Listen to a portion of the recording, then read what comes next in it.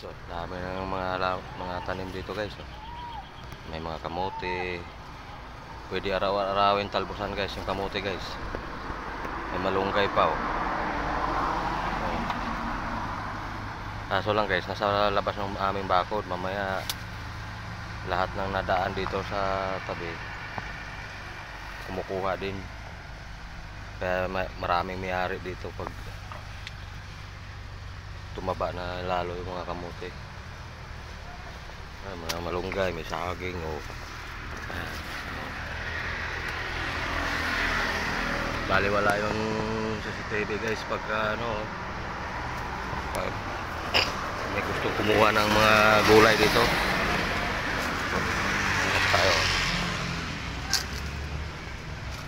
Ang gagawin naman natin ngayon, magtatanim tayo sa rooftop ng talong. Okay.